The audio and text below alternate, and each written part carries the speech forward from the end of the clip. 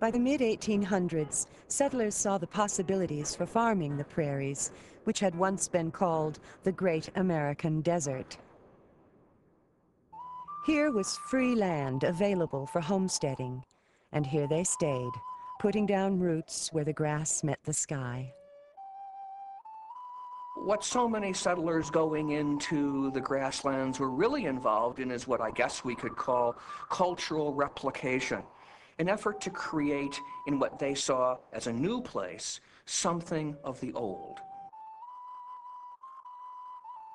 And that, of course, meant bringing cows and pansies and roses and trees.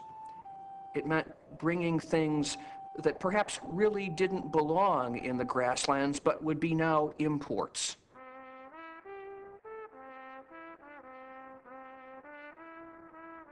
Another imported idea the settlers carried was the notion that fire must be suppressed.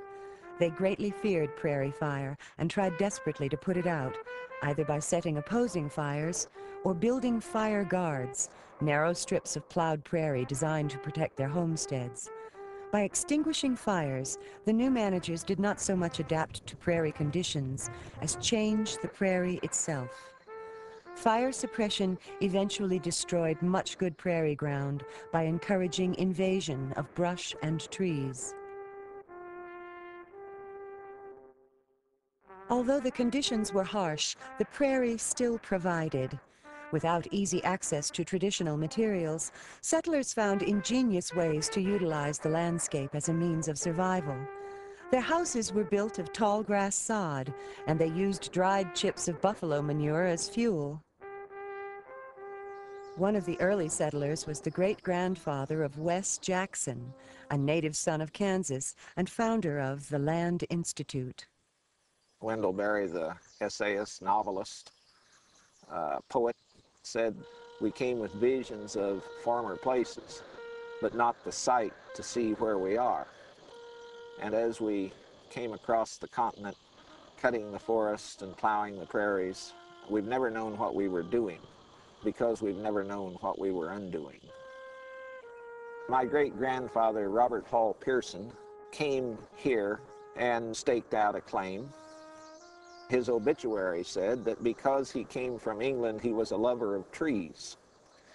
He came with vision, but not with sight, in that on this property he planted over 600 trees, and among them a maple grove that, so far as I know, is the westernmost maple grove in which syrup has been tapped. But this was his vision, planted right here on the prairie. To settlers, the prairie was, in fact, a garden waiting to be planted. With oxen yoked to heavy wooden plows, the first settlers broke the tenacious sod and began a process that would transform the grasslands. The rich, dark soil stuck to the plow, and farmers stopped their tilling to scrape it off by hand. Then, in 1837, John Deere invented the self-scouring steel-bladed plow in Illinois. These steel plows made it possible to break the tough prairie sod and farm on a larger scale. But the prairies could not be successfully converted to agriculture without an influx of working hands.